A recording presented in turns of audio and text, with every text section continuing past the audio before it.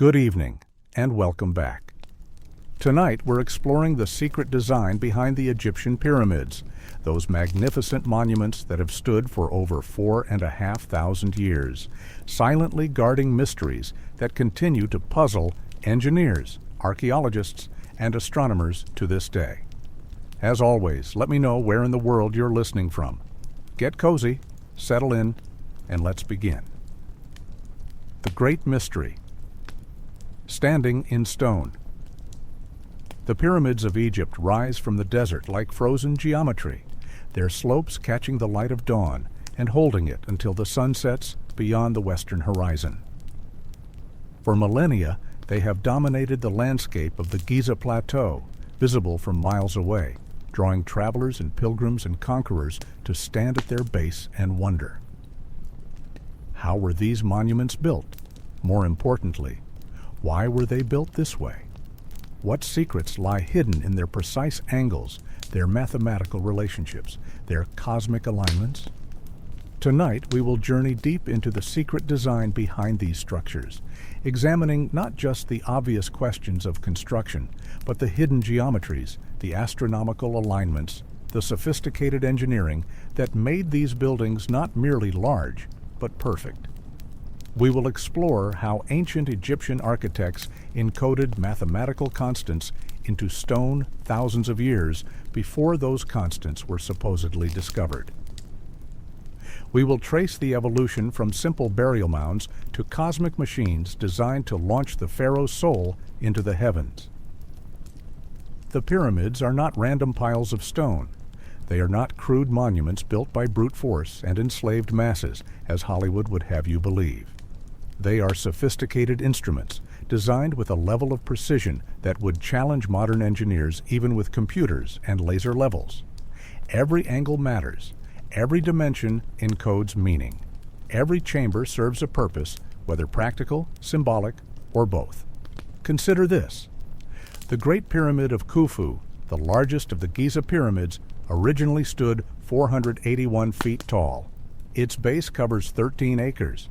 It contains an estimated 2.3 million stone blocks, some weighing as much as 80 tons. And yet, despite its massive scale, the base is level to within less than an inch across its entire 756-foot length. The sides are aligned to the cardinal directions, north, south, east, and west, with an accuracy of better than 1/15 of a single degree. This is not accidental. You do not achieve that level of precision by accident, especially not with copper tools and rope.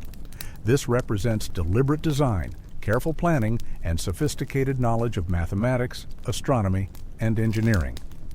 The ancient Egyptians who designed these structures understood principles that would not be formally articulated in European mathematics for thousands of years. But the precision goes deeper still. The relationship between the pyramid's height and the perimeter of its base approximates the relationship between the radius of a circle and its circumference. In other words, the pyramid encodes pi, that mysterious constant that relates a circle's diameter to the distance around it. The ratio appears again and again in the pyramid's dimensions, suggesting that the architects understood this mathematical relationship long before Greek mathematicians supposedly discovered it. The golden ratio, phi, that proportion found throughout nature in seashells, flower petals, and human faces, appears in the pyramid's proportions as well. The angle of the slopes, roughly 51 degrees, creates triangles whose proportions embody this sacred ratio. Whether the ancient Egyptians knew this ratio by our modern name or not, they clearly understood its aesthetic and perhaps spiritual significance. These are not coincidences. When you find the same mathematical relationships appearing in multiple dimensions, in multiple pyramids, built over multiple generations, you are looking at intentional design. The architects of ancient Egypt were encoding knowledge into stone, creating monuments that would speak to future generations in the universal language of mathematics.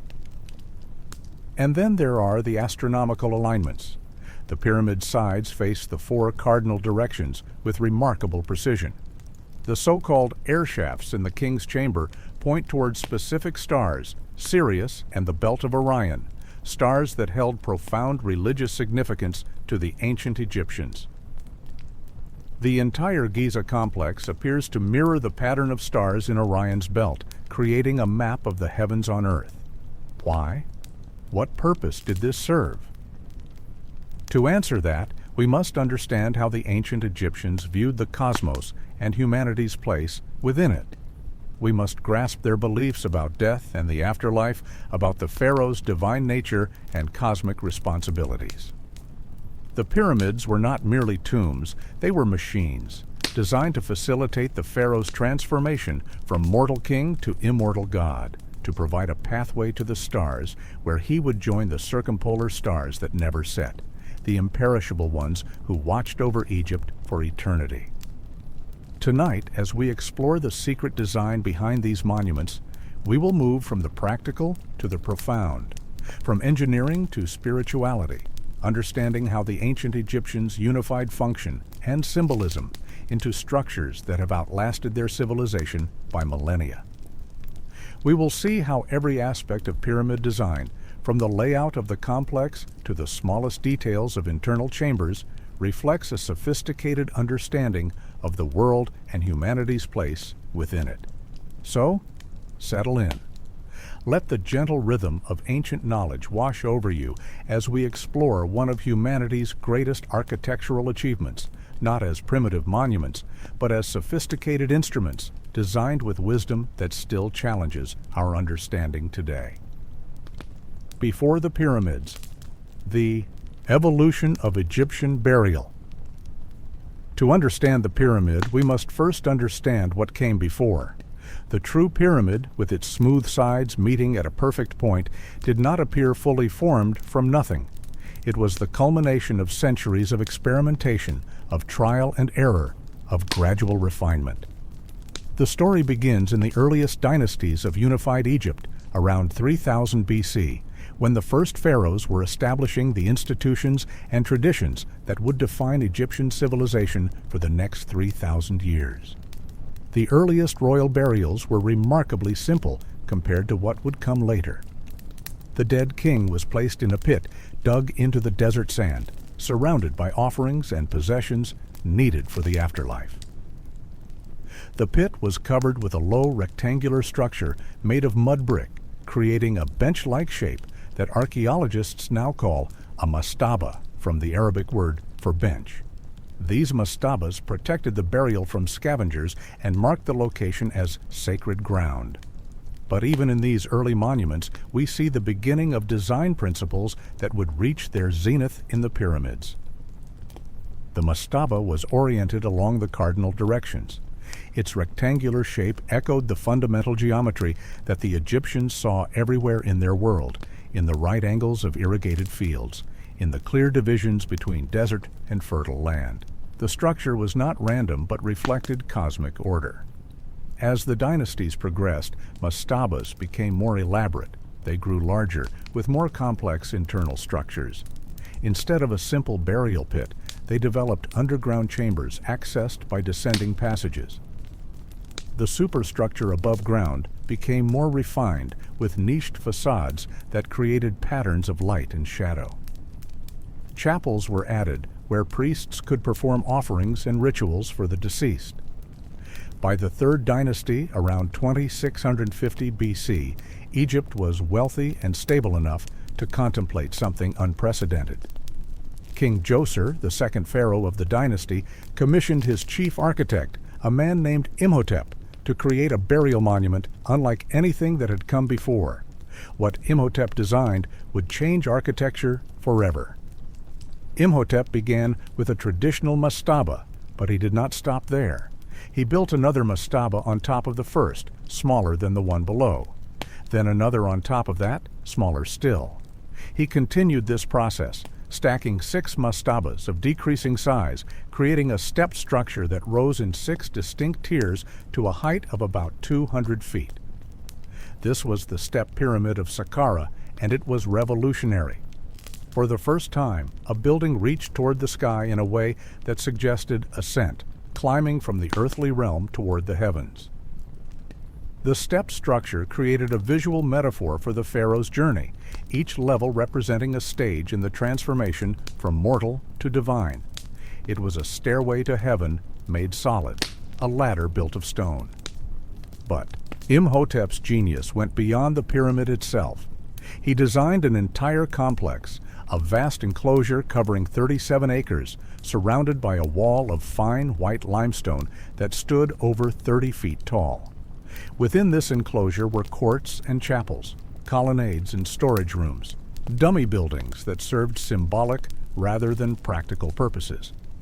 The entrance was through a single doorway flanked by engaged columns, the first large-scale use of stone columns in architectural history. Every detail was carefully planned.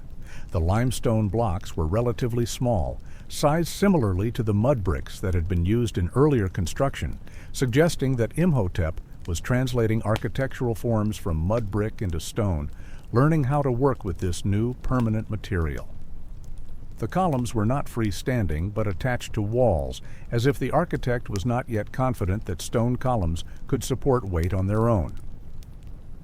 The step pyramid complex was experimental architecture, pushing the boundaries of what was possible. And it worked. The structure still stands, 46 centuries later, a testament to Imhotep's engineering skill. He was venerated in later periods as a sage and healer, eventually deified as a god of wisdom and medicine. His pyramid launched a building tradition that would define Egyptian civilization. Following Djoser, subsequent pharaohs built their own step pyramids, each experimenting with size and design. The pyramid of Sekhemkhet, also at Saqqara, was intended to be larger than Djoser's, but was never completed.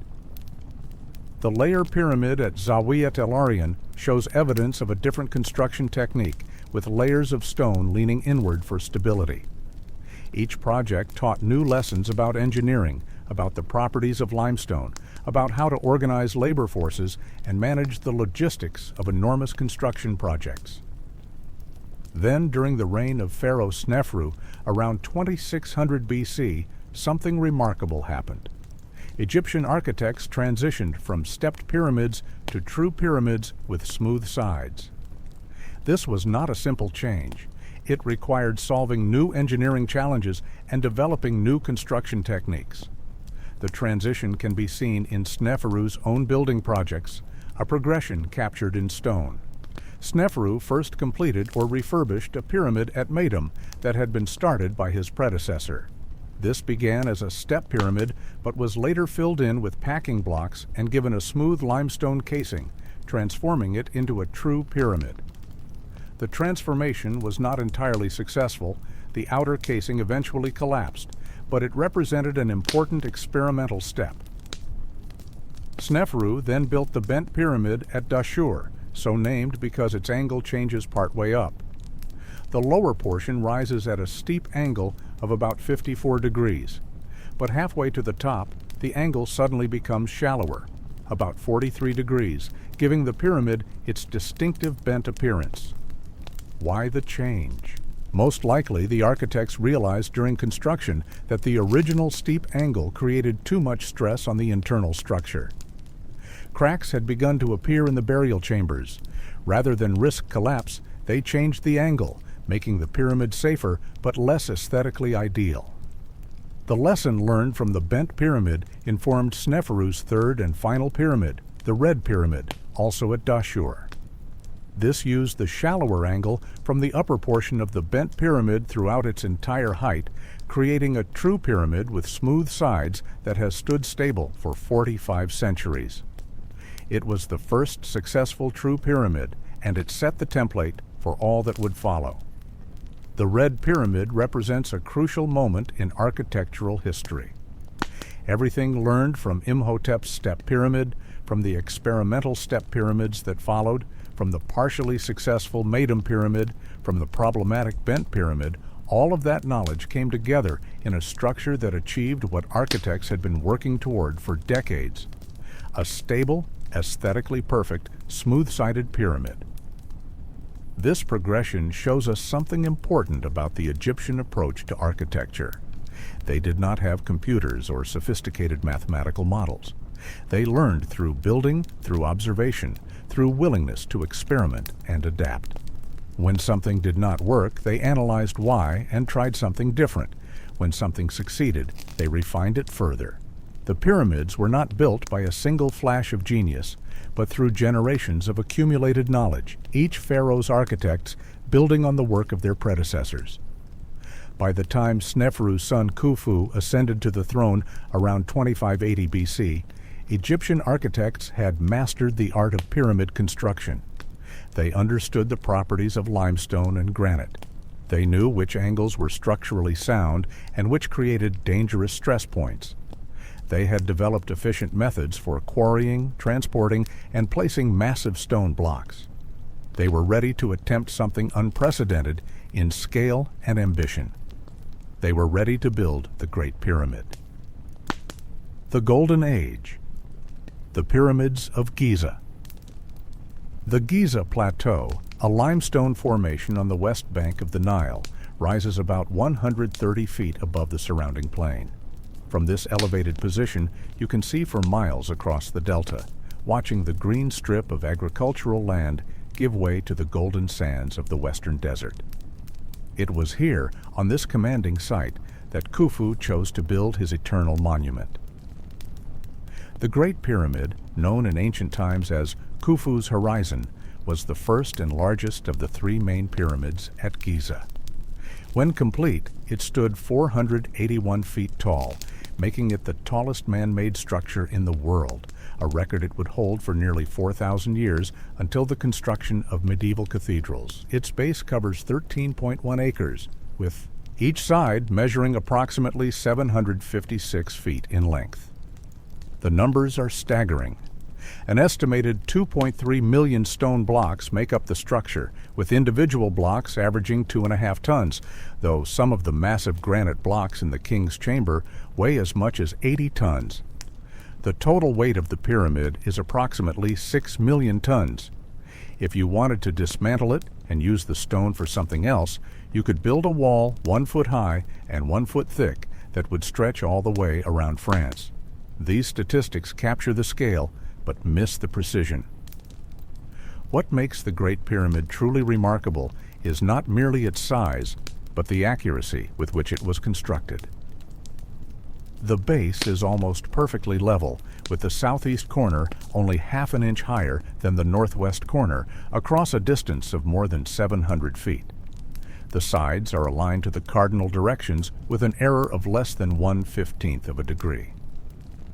The four sides are nearly equal in length, with a maximum difference of only 2 inches between the longest and shortest sides. This level of precision is extraordinary even by modern standards. The surveyors who laid out the pyramid's foundation must have used sophisticated techniques to achieve such accuracy. They likely used the stars for orientation, observing the rising and setting points of celestial bodies to establish true north. They employed water-filled trenches to create level surfaces, letting gravity do the work of establishing a perfectly horizontal plane.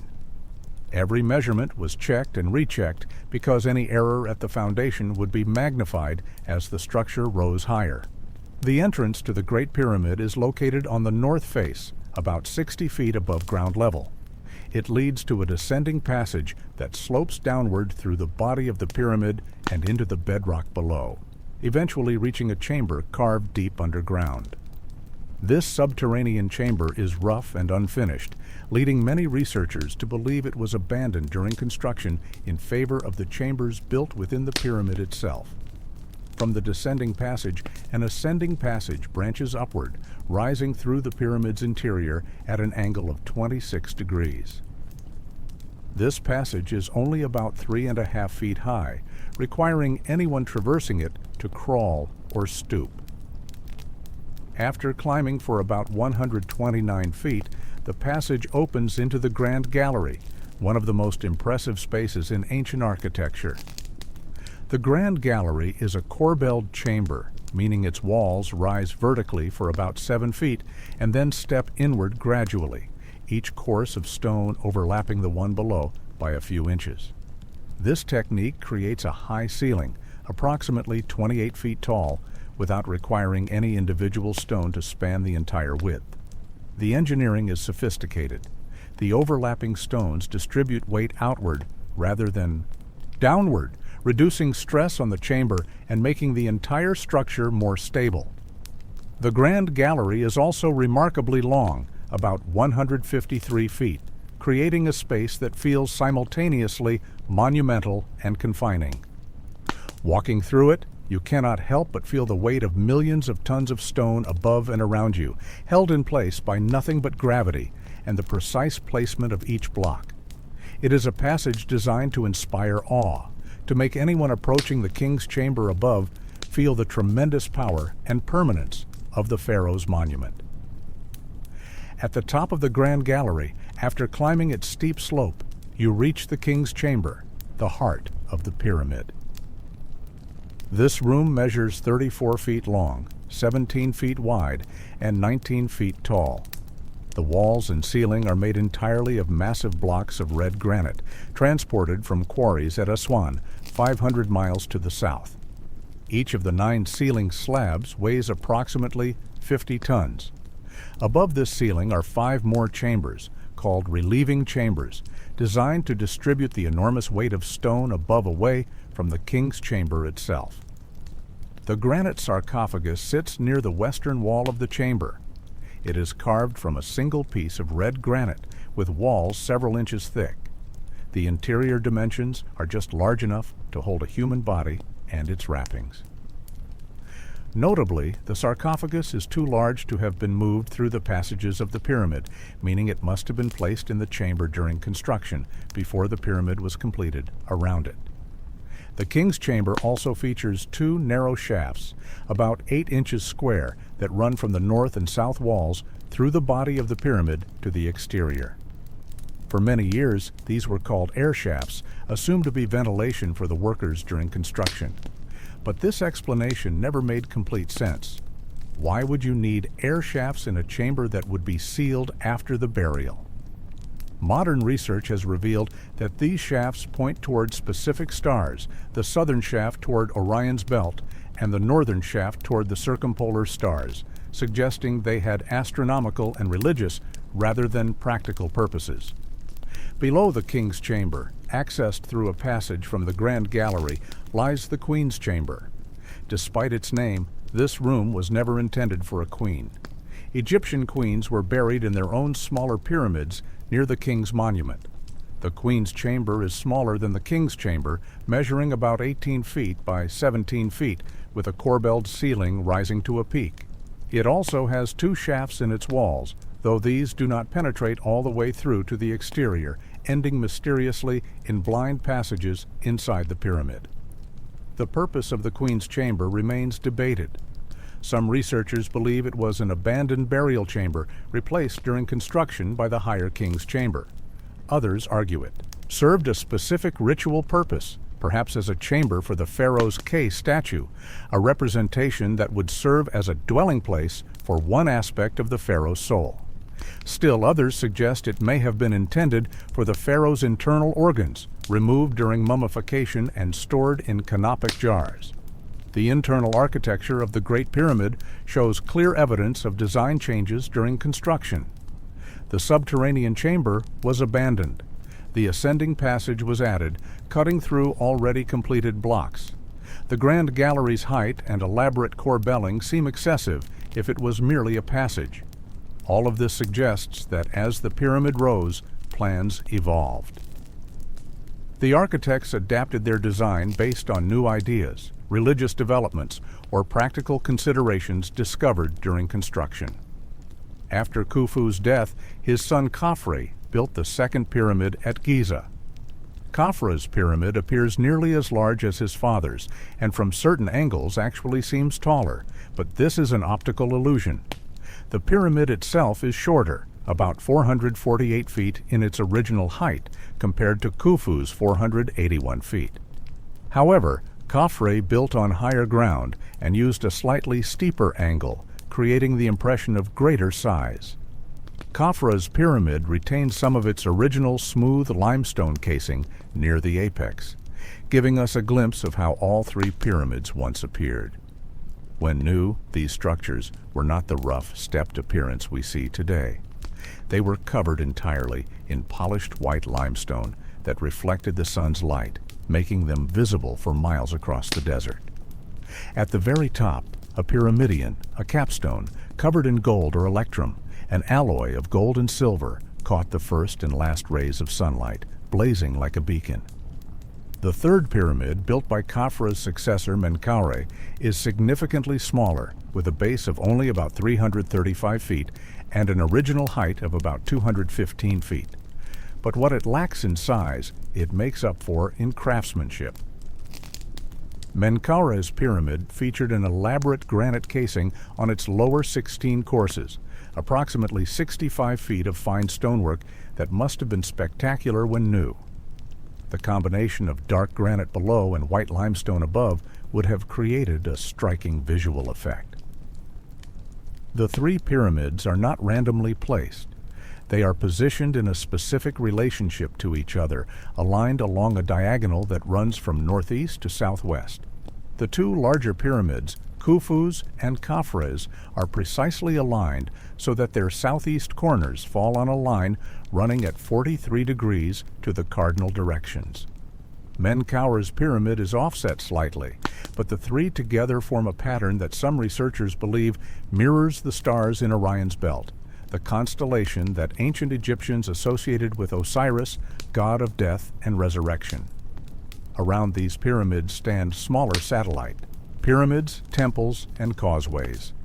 Each pyramid had a mortuary temple on its east side where priests performed daily rituals to sustain the pharaoh's spirit. Covered causeways, enclosed passages, hundreds of feet long, connected these mortuary temples to valley temples down near the Nile. These causeways allowed processions to move from the river to the pyramid while protected from sun and observation, maintaining the sacred mystery of royal rituals. And then there is the Sphinx. This massive sculpture, carved from the living rock of the Giza Plateau, shows a lion's body with a human head, generally believed to represent Khafra, though some researchers dispute this attribution. The Sphinx is enormous, measuring 240 feet long and 66 feet tall, making it the largest monolithic statue in the ancient world. It faces due east, gazing toward the horizon where the sun rises. The relationship between the Sphinx and the pyramids is both spatial and symbolic. The Sphinx guards the approach to the pyramid complex, a sentinel watching eternally for threats. Its lion body represents physical strength and royal power. Its human face, ideally the pharaoh's face, represents intelligence and divine wisdom. The combination creates a symbol of the pharaoh as both powerful ruler and wise god.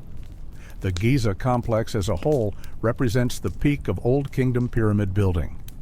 Never again would Egyptian architects attempt pyramids on this scale. Later pyramids, built during the 5th and 6th dynasties, were smaller and less precisely constructed.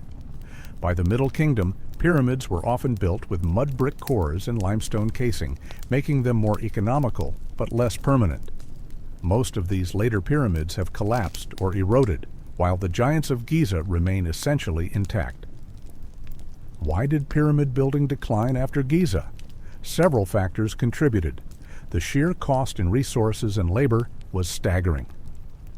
Building the Great Pyramid occupied a significant portion of Egypt's economy for perhaps 2 decades.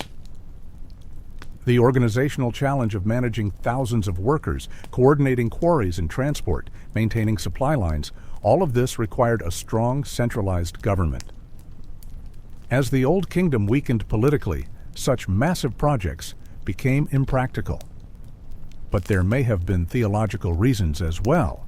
The pyramids represented a particular understanding of the afterlife and the pharaoh's role in the cosmos. As Egyptian religion evolved, as new ideas about death and resurrection gained prominence, the need for such enormous monuments may have diminished. The pyramids served a specific purpose: to launch the pharaoh toward the stars, to provide a mountain of stone for his spirit to climb to reach the imperishable ones. When those beliefs changed or were supplemented by other ideas, the pyramid itself became less crucial. Yet the pyramids of Giza endure, dominating the landscape as they have for 45 centuries.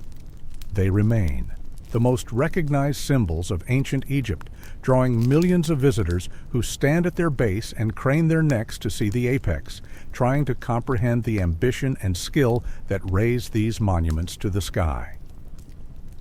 Mathematical precision, the hidden geometry.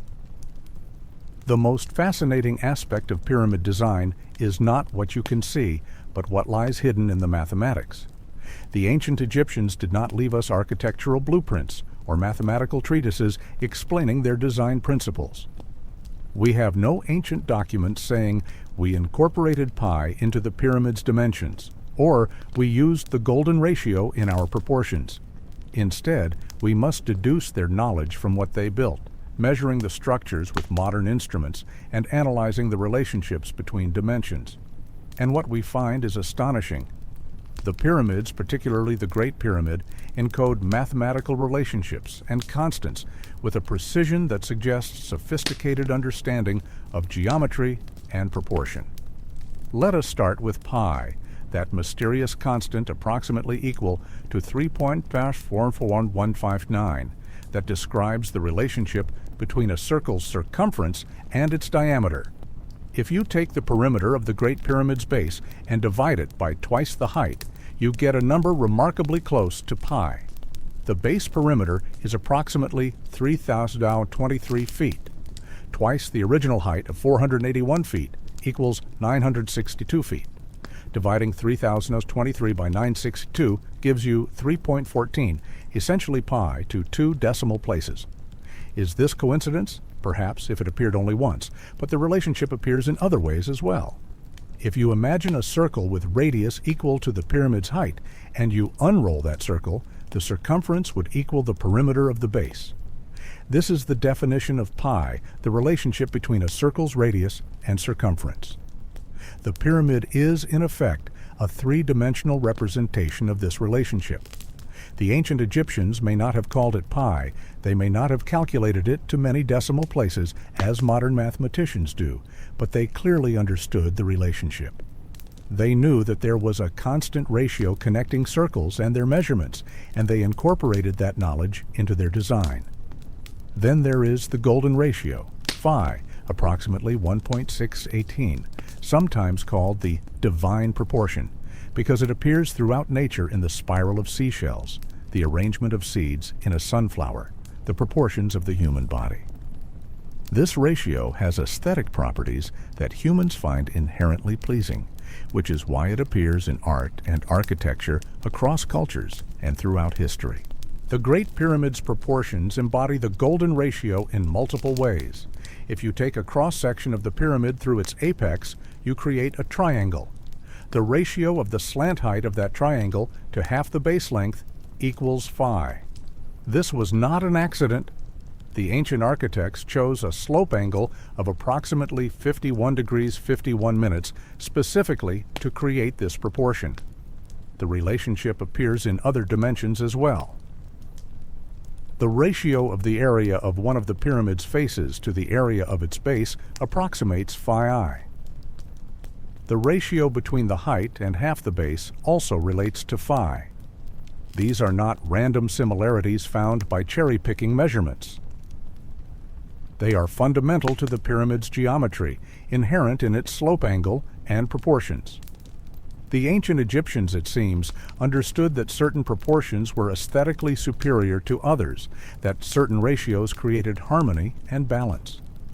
Whether they derived this knowledge from observing nature, from divine revelation as they might have claimed, or from centuries of empirical observation in their art and architecture, they clearly possessed it and used it deliberately. The pyramid also demonstrates knowledge of more complex geometry. The slope angle creates what modern mathematicians call a Pythagorean triangle, a right triangle whose sides are in the ratio 3:4:5. The Pythagorean theorem, a squared plus b squared equals c squared, describes the relationship between the sides of any right triangle. For a 3-4-5 triangle, 9 plus 16 equals 25, a perfect square. The Great Pyramid's design uses a variation of this. The height, half base, and slant height form a right triangle. The ratios are not exactly 3.45, but they are close, and they create a triangle that is both aesthetically pleasing and structurally stable. The precise angles distribute weight efficiently, reducing stress points that could lead to structural failure. This understanding of triangular geometry would have been crucial for pyramid construction. The builders needed to ensure that the 4 triangular faces met at a single point at the apex. Any error in angle, any deviation from the planned slope, would result in the edges not meeting properly. The fact that they achieved this meeting point with such precision over a height of nearly 500 feet demonstrates sophisticated surveying and geometric knowledge. The Egyptians also understood the importance of orientation. The Great Pyramid is aligned to the cardinal directions with extraordinary accuracy, its sides facing north, south, east, and west. The north-south axis deviates from true north by only 3/60ths of a single degree, an error so small that it suggests deliberate and careful alignment rather than lucky approximation. How did they achieve this? They could not use magnetic compasses, which did not exist. Instead, they most likely used astronomical observations. By observing the circumpolar stars, those stars near the north celestial pole that never set below the horizon, ancient surveyors could determine true north. They might have constructed a circular wall and observed which star rose and set at the same points on that circle, then bisecting the angle between those points to find north. Or they might have used a plumb line and shadow, tracking the sun's movement across the sky to determine the north-south meridian. Whatever method they used, the result speaks to careful planning and skilled execution. The alignment was not merely symbolic, it had practical implications for internal chambers and shafts that needed to point toward specific celestial targets. The precision at the foundation ensured precision throughout the structure. The internal geometry also shows sophisticated design. The grand gallery with its corbelled ceiling distributes weight using a principle that modern engineers would not articulate formally until thousands of years later. Each stone course transfers its load outward and downward, creating a stable arch-like structure without a traditional arch's keystone. This allows for a high, imposing space without compromising structural integrity. The relieving chambers above the king's chamber demonstrate understanding of stress distribution. The weight of millions of tons of stone presses down on the king's chamber from above. If that weight bore directly on the chamber's flat ceiling, the pressure would eventually crack the granite slabs. Instead, the 5 relieving chambers above, each with its own flat ceiling, progressively distribute the load. The uppermost chamber has a peaked roof that diverts weight to either side, like a simple pitched roof diverts rain. This engineering solution has kept the king's chamber intact for 45 centuries, despite the tremendous weight above it. Even small details show mathematical precision.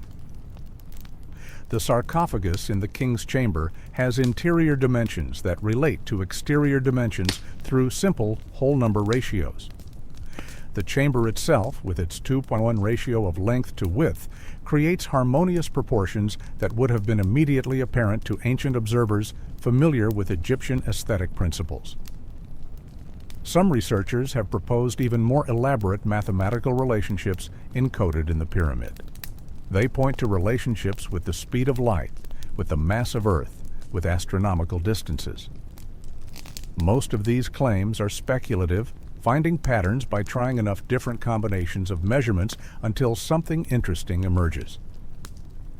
The danger of numerology, of finding meaning in numbers, is that with enough effort, you can find nearly any relationship you are looking for. But the mainstream mathematical relationships, pi, phi, Pythagorean geometry, cardinal alignment, these are undeniable. They appear too consistently, in too many ways, to be coincidental. The ancient Egyptian architects who designed the pyramids possessed sophisticated mathematical knowledge and applied it deliberately to create structures that were both functional monuments and geometric proofs carved in stone. What is particularly remarkable is that they achieved this knowledge empirically through observation and experimentation, rather than through abstract mathematical theory. They understood these relationships because they built things, because they observed what worked and what did not, because they refined their techniques over generations. Their mathematics was practical, embedded in their craft rather than abstracted into pure theory. This reminds us that knowledge comes in many forms.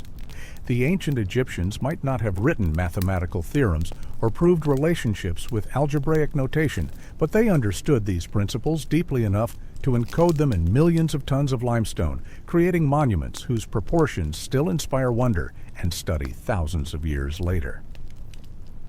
Orientation and astronomy. Aligned with the cosmos. The ancient Egyptians did not separate earth and heaven the way modern secular society does. For them, the cosmos was unified, with the earthly realm reflecting and responding to celestial patterns. The sky was not merely something to look at, but a divine theater where gods moved and acted, where the eternal drama of creation, death, and rebirth played out nightly. To build a pyramid without cosmic alignment would have been unthinkable, like constructing a church without an altar. The cardinal alignment of the pyramids, their sides facing precisely north, south, east, and west, was not simply aesthetic preference. Each direction held religious significance. The west was the land of the dead, where the sun set each evening and where souls journeyed after death. The east was the land of rebirth, where Ra, the sun god, was reborn each morning. The north was the realm of the imperishable ones, the circumpolar stars that never set, where the pharaoh hoped to join them in eternal existence. The south connected to the source of the Nile, to the origins of life and fertility. By aligning the pyramid to these directions, the architects created a building that was simultaneously an earthly monument and a cosmic map. The structure itself became an axis mundi, a connection point between earth and heaven, a place where the boundary between mortal and divine grew thin. The precision of this alignment is remarkable. The Great Pyramid's deviation from true north is approximately 3 minutes and 38 seconds of arc, less than 1/15 of a degree. This is better alignment than many modern buildings achieve, despite our technology. How did ancient surveyors, working without magnetic compasses or satellite navigation, achieve such accuracy? The most likely method involved stellar observation. The ancient Egyptians were sophisticated astronomers who maintained detailed records of celestial movements. They knew the paths of planets, the cycles of the moon, the rising and setting points of major stars. They structured their calendar around the heliacal rising of Sirius, the brightest star in the night sky, whose reappearance at dawn after a period of invisibility coincided with the annual Nile flood. To find true north, surveyors might have used what is called the simultaneous transit method. They would construct a perfectly circular wall, perhaps using a rope of known length, rotating around a central stake. Then they would observe a circumpolar star, one that rotates around the north celestial pole. They would mark the exact point on the wall where the star rose above the horizon and where it set below. The north point would lie exactly halfway between these two marks. Alternatively, they might have used a plumb line and shadow tracking method. By observing the shadow of a vertical gnomon, a simple pole or obelisk, throughout the day, they could trace its movement. The shortest shadow would point directly north at local noon. By making these observations on multiple days and averaging the results, they could determine true north with great accuracy. The alignment had to be established at the very beginning of construction, when surveyors laid out the pyramid's foundation. Any error here would be impossible to correct later. The entire monument would be skewed. The fact that pyramid after pyramid shows this same precision suggests that the methods used were reliable and that the knowledge was passed down through generations of royal architects. But orientation to the cardinal directions was only the beginning. The pyramids also incorporated specific stellar alignments that went beyond basic directionality. The shafts in the king's chamber point toward particular stars that held profound religious significance. The southern shaft, emerging from the south wall of the king's chamber, is angled at approximately 45 degrees. When the pyramid was built around 2560 BC, this shaft pointed directly at Alnitak, the lowest star in Orion's belt. Orion was associated with Osiris, the god of death and resurrection, the divine being who ruled the underworld and judged the dead. By creating a shaft pointing toward Osiris's celestial manifestation, the architects provided a symbolic pathway for the pharaoh's soul to reach the god and be judged worthy of eternal life. The northern shaft from the king's chamber points toward the circumpolar stars, those stars that rotate around the north celestial pole and never set below the horizon. In ancient Egyptian cosmology, these were called the imperishable ones or the indestructible stars. They represented eternity, permanence, the unchanging order of the cosmos. The pharaoh hoped to join these stars after death to become himself an imperishable one, watching over Egypt for eternity. The queen's chamber has its own shafts, though these do not penetrate all the way through to the exterior of the pyramid. The southern shaft from the queen's chamber, if extended, would have pointed toward Sirius, the brightest star in the sky, and the celestial manifestation of Isis, Osiris's wife and sister. Sirius held special importance because its heliacal rising marked the new year and the coming of the Nile flood. It represented renewal, fertility, the gift of life that the river brought each year. The northern shaft from the queen's chamber would have pointed toward Kocheb, a star in the constellation we call Ursa Minor, or the Little Dipper. In ancient times, Kocheb was much closer to the north celestial pole than Polaris, our current North Star. It would have been one of the key circumpolar stars used for navigation and orientation. These stellar alignments were not accidental. The shafts are too precisely positioned, and they point to stars too significant in Egyptian religion for this to be coincidence.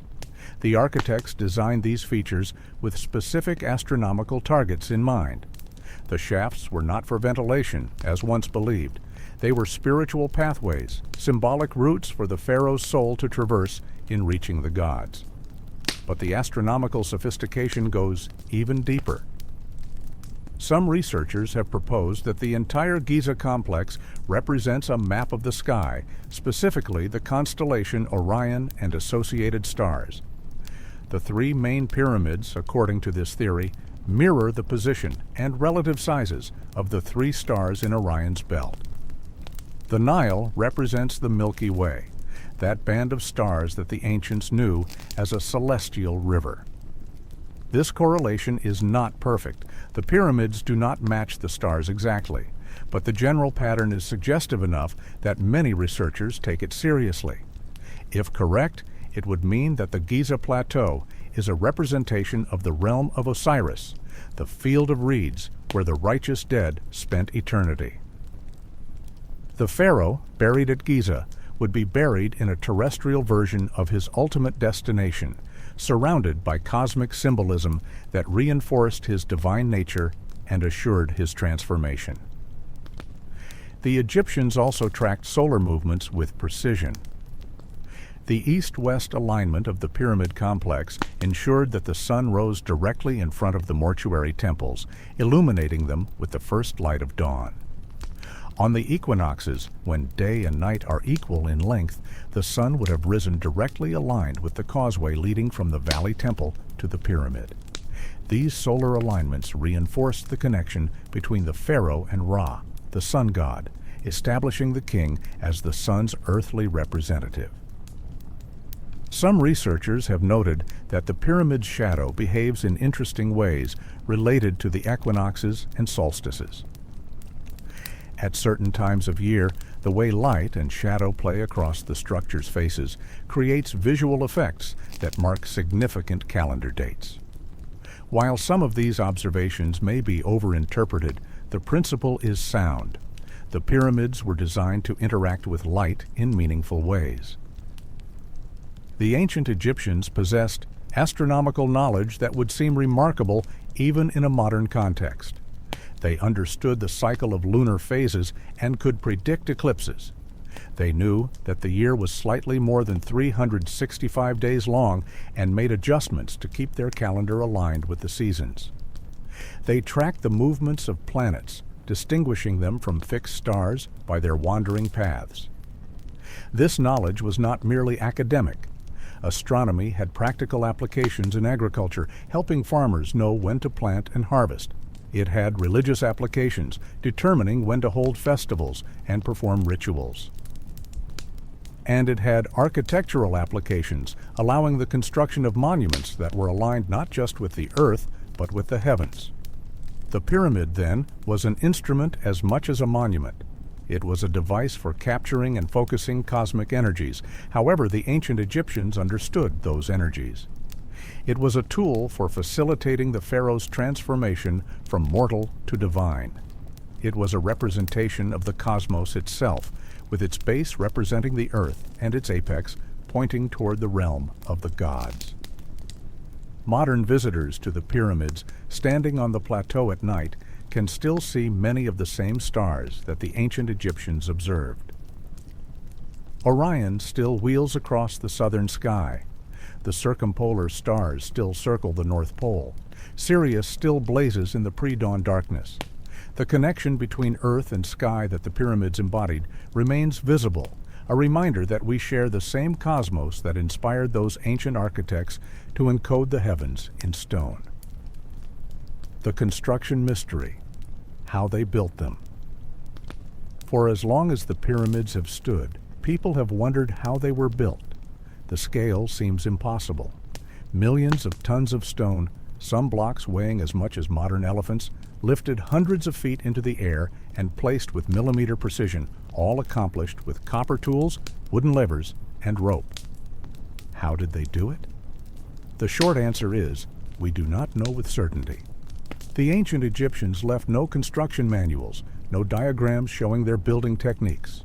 What we have are the monuments themselves, a few ancient references that provide tantalizing hints, and the results of modern archaeological investigation that has uncovered some of the tools and infrastructure used in pyramid construction. Let us start with the stone itself. The bulk of the pyramids consists of locally quarried limestone from the Giza plateau. This limestone is relatively soft when first extracted from the earth, making it easier to cut and shape. Ancient quarrymen would identify natural fracture lines in the rock and drive wooden wedges into these cracks. They would then soak the wedges with water. As the wood expanded, it exerted tremendous force, splitting the stone along the desired line. For more precise cutting, workers used copper tools. Copper is a soft metal by modern standards, unsuitable for cutting hard rock. But combined with sand or other abrasives, copper saws and drills could wear through limestone through repeated friction. The ancient workers were not cutting stone so much as grinding through it, using the abrasive to do the actual work while the copper tool guided the cut. Recent archaeological work has uncovered ancient quarries near the pyramids, including tool marks, abandoned blocks, and inscriptions left by work crews. These quarries show evidence of systematic extraction, with blocks being cut from the bedrock in organized rows. We can see where mistakes were made, blocks that cracked during extraction and were abandoned. We can trace the paths where finished blocks were dragged toward the construction site. The fine white limestone used for the pyramid's casing came from quarries at Tura, across the Nile, and several miles to the south. This limestone was denser and finer grained than the local stone, capable of being polished to a smooth surface that would gleam in the sunlight.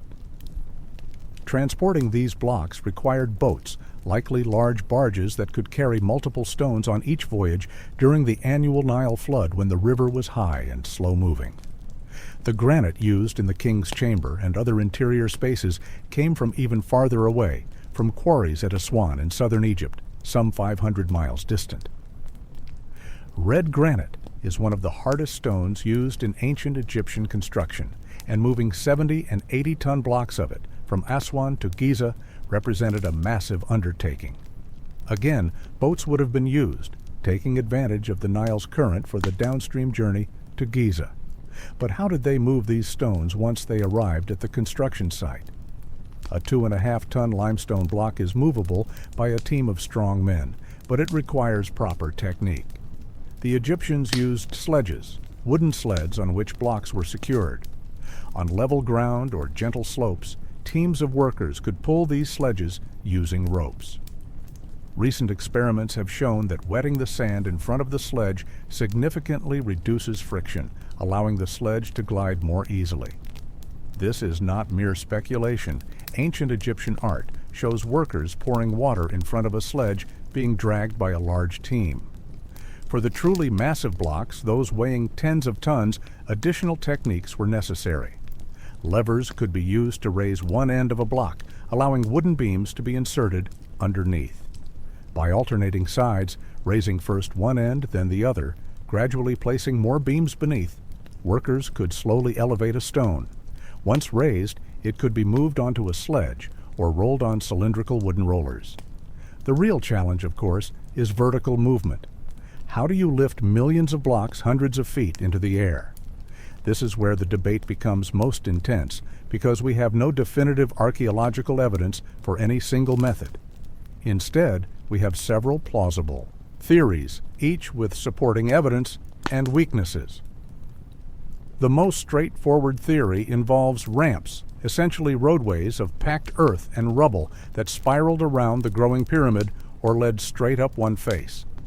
As each level of the pyramid was completed, the ramp would be extended upward, always providing a pathway along which blocks could be dragged. Once the pyramid reached its full height, the ramps would be dismantled and removed. The advantage of this method is its simplicity.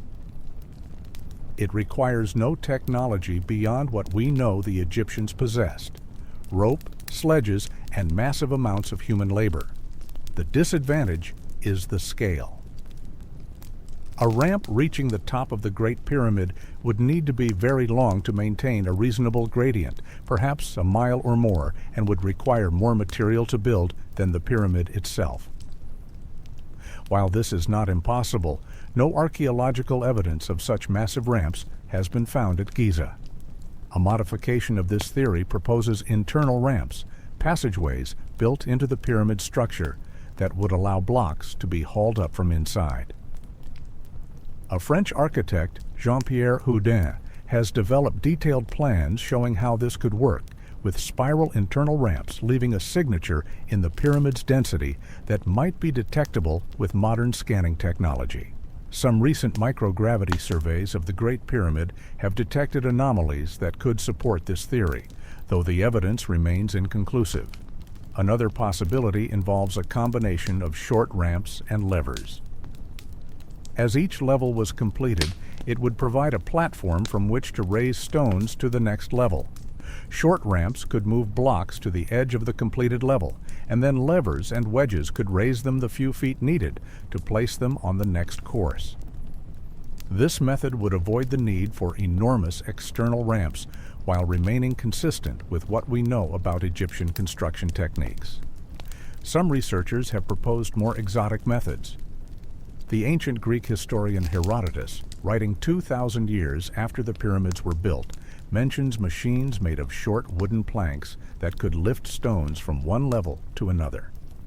The description is vague, and Herodotus himself was recording second-hand information, but some have interpreted this as evidence for simple cranes or lever systems. More controversial are theories involving water.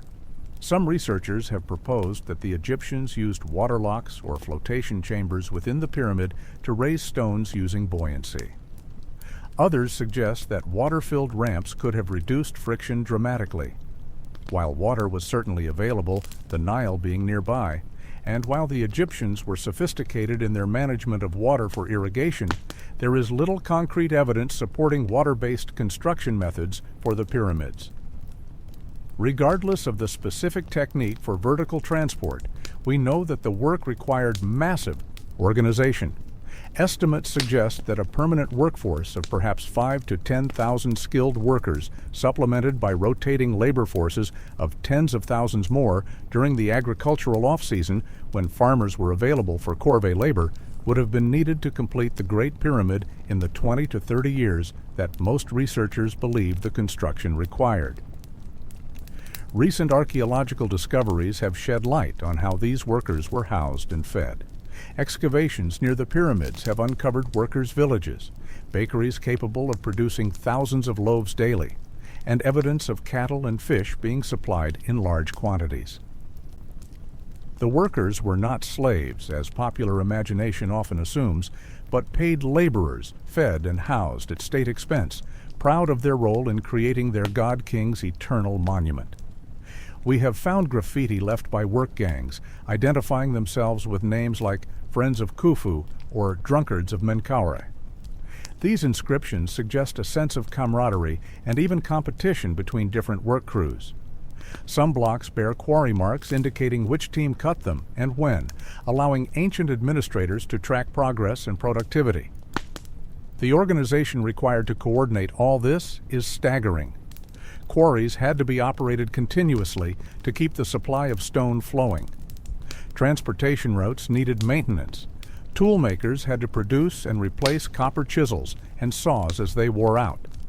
Carpenters built and repaired sledges and rollers. Rope makers produced the thousands of feet of rope needed for pulling and lifting. Surveyors constantly checked alignments and measurements. Engineers made calculations and solved problems as they arose. All of this required a sophisticated bureaucracy, literate administrators who could keep records, plan logistics, and coordinate activities. The pyramids were not merely monuments to individual pharaohs. They were demonstrations of the Egyptian state's organizational capacity, its ability to marshal resources and direct labor toward a single monumental goal. And the methods worked. The pyramids rose, course by course, year by year, until they dominated the plateau. The techniques used were refined over generations, improving from the experimental early pyramids to the perfected forms at Giza. By the time Khufu's architects began work, they had the accumulated knowledge of decades of pyramid building. They knew what worked and what did not. They had solved the basic problems of transport and elevation and placement. What remains mysterious is not whether the Egyptians could build the pyramids. Clearly they could and did, but the exact methods by which they accomplished specific tasks. We may never know with certainty how they achieved some of their most impressive feats. But this uncertainty does not diminish our admiration. If anything, it increases it. The pyramids stand as testament to human ingenuity, to the power of organized labor, to the achievements possible when a society commits fully to a singular vision. Internal architecture, chambers, passages, and purpose. The interior of the Great Pyramid is as carefully designed as its exterior, though far less visible to casual observers. Only by entering the pyramid, by crawling through its narrow passages and standing in its ancient chambers, can you fully appreciate the sophistication of its internal architecture. The network of passages and chambers serves multiple purposes, some practical, some ritual, and some still mysterious. Each space was designed with specific dimensions and orientations, incorporating the same attention to geometry and alignment that characterizes the exterior. The descending passage that leads from the pyramid's entrance slopes downward through the body of the structure and into the bedrock below. This passage is narrow, just over 3 feet high and 3 feet wide, requiring anyone traversing it to move in an uncomfortable crouch. The passage descends at an angle of 26 degrees, the same angle as the ascending passage that branches upward from it, creating a geometric symmetry. After descending for over 300 feet, most of it through solid bedrock, the passage levels out and leads to the subterranean chamber. This room, carved directly from the living rock about 100 feet below the pyramid's base, is rough and unfinished. The floor is uneven, the walls roughly cut, and a square pit in the floor descends even deeper, though it leads nowhere. What was this chamber for? Why excavate so far below the pyramid only to abandon it? Some researchers believe it represents an earlier plan, later superseded by the decision to place burial chambers within the pyramid itself. Others suggest it had a ritual purpose, perhaps representing the primordial waters from which creation emerged in Egyptian mythology. Still, others propose it was deliberately left unfinished as a decoy for tomb robbers, encouraging them to think they had found the burial chamber while the real chambers lay hidden above. From the descending passage, about 90 feet from the entrance, the ascending passage branches upward. This passage was originally hidden, sealed behind limestone blocks that matched the surrounding walls. Ancient tomb robbers eventually discovered it, apparently by breaking through the softer limestone to the side of the granite plugs that blocked the passage, gaining access to the upper chambers. The ascending passage climbs through the pyramid at the same 26-degree angle as the descending passage. Like its downward counterpart, it is narrow and low, creating a claustrophobic journey upward through the heart of the structure. After ascending for about 129 feet, the passage opens suddenly into the Grand Gallery, and the sense of confined space gives way to soaring height. The Grand Gallery is one of the most impressive architectural spaces in the ancient world. It continues the upward slope of the ascending passage, but with dramatically different dimensions. The floor is only about 3 feet wide, but the walls rise vertically for several feet before beginning to corbel inward. Each course of stone overlaps the course below by a few inches, creating a ceiling nearly 30 feet above the floor. The corbelling technique distributes the weight of stone above outward, rather than straight down, preventing the tall, narrow space from collapsing under pressure. It is an elegant engineering solution that creates both structural stability and aesthetic impact. Walking up the Grand Gallery toward the King's Chamber, you cannot help but feel the monumentality of the structure, the tremendous weight of stone carefully balanced overhead. Along the sides of the Grand Gallery, at floor level, are series of rectangular slots or notches cut into the stone. Their purpose is debated, but they may have held beams that formed a kind of scaffolding during construction, or perhaps they were used to store the granite plugs that would eventually seal the ascending passage after the pharaoh's burial. At the top of the Grand Gallery, the passage levels out briefly in what is called the Grand Step, a large platform at the entrance to the King's Chamber. From here, a short horizontal passage, only about 3 feet high, leads to the chamber itself. This low passage forces anyone entering to bow, perhaps a deliberate design choice to instill humility before entering the pharaoh's eternal resting place. The King's Chamber measures approximately 34 feet long by 17 feet wide by 19 feet high. Every surface is made of red granite, precisely cut and fitted. The walls consist of precisely cut blocks, and the ceiling is formed by 9 massive slabs of granite, each weighing approximately 50 tons. These slabs span the width of the chamber without any supporting pillars, a remarkable feat of engineering given the weight they must bear. The chamber is acoustically interesting. The hard granite surfaces create pronounced echoes, and the room has natural resonant frequencies. Some researchers have experimented with sound in the chamber, claiming that certain tones produce unusual effects. While these acoustic properties might be coincidental, resulting from the room's dimensions and materials rather than deliberate design, they add to the chamber's mysterious atmosphere. The granite sarcophagus sits along the western wall. It is carved from a single piece of red granite, with walls several inches thick. The interior is just large enough to contain a human body with its mummy wrappings. Interestingly, the sarcophagus shows tool marks, but no inscription. Most pharaonic sarcophagi were covered in hieroglyphic texts, prayers and spells from the pyramid texts or other funerary literature. The absence of any text on Khufu's sarcophagus is curious and unexplained.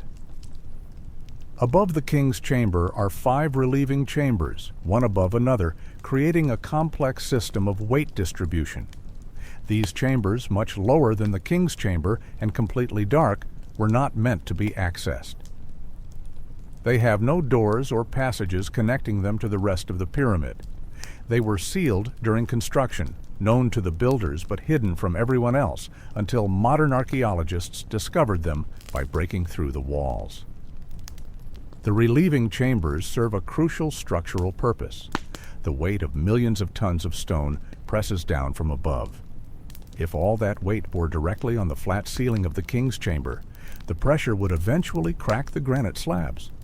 Instead, the relieving chambers distribute the load. Each chamber has its own flat ceiling that bears weight, and the load is progressively transferred upward. The uppermost chamber has a peaked roof like a simple gable that diverts the weight to either side rather than allowing it to press straight down. This engineering solution has worked perfectly for 45 centuries. Despite the enormous weight above, despite minor earthquakes and the settling of the structure, the king's chamber remains intact. The granite slabs show no cracks or signs of stress. The relieving chambers, though unseen and inaccessible, continue to do their job. The 2 shafts leading from the king's chamber to the exterior of the pyramid are approximately 8 inches square. They run at angles through the body of the pyramid, one pointing north and one south, eventually emerging on the pyramid's faces. For many years, these were called air shafts, though it is unclear why a sealed tomb would need ventilation.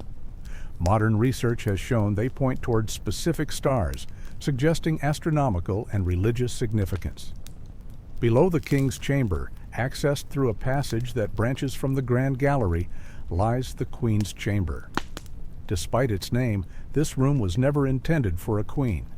The name comes from Arab explorers who found the chamber centuries after the pyramid was built and assumed it must have been for the pharaoh's wife. The queen's chamber is smaller than the king's chamber, about 18 feet by 17 feet, with a corbelled ceiling that rises to a point like a simple roof. The walls are made of fine limestone rather than granite. The floor level is unusually low, several feet below the entrance passage, so that you must step down into the chamber. Like the king's chamber, the queen's chamber has 2 shafts emerging from its north and south walls. However, these shafts do not penetrate all the way through to the pyramid's exterior. They run for about 200 feet and then end in blind passages. Were they intended to be continued but abandoned? Do they lead to hidden chambers not yet discovered? In the 1990s, robotic explorers were sent up these shafts, finding small door-like stone slabs with copper fittings. What lies beyond these doors remains unknown. The purpose of the Queen's Chamber is debated. Some believe it was an original burial chamber, replaced during construction by the higher King's Chamber. Others argue it was intended to house the pharaoh's K statue, a representation that would serve as a dwelling place for one aspect of the royal soul. Still others suggest ritual purposes we do not fully understand. There is also an unusual niche in the eastern wall of the Queen's Chamber, a corbelled recess that rises up through several courses of stone. This niche was clearly planned from the beginning, built into the structure rather than carved later. Its purpose is unknown, though some speculate it might have held a statue or sacred object. The internal architecture of the pyramid shows that its design evolved during construction. The subterranean chamber was abandoned in favor of higher chambers. The ascending passage cuts through already completed stonework. The complexity of the grand gallery and the relieving chambers suggests innovations developed as the structure rose. This was not merely construction following a blueprint. It was architecture as discovery, with problems solved and designs modified as the work progressed. Yet, despite these changes and innovations, the internal spaces maintain the pyramid's overall geometric principles. The angles of passages relate to the exterior slope. Chamber dimensions incorporate the same proportional relationships. even in the hidden spaces, in chambers that would never be seen after the pyramid was sealed. The builders maintained their standards of precision and proportion. This attention to detail in unseen spaces suggests that the design principles were not merely aesthetic, but held deeper significance.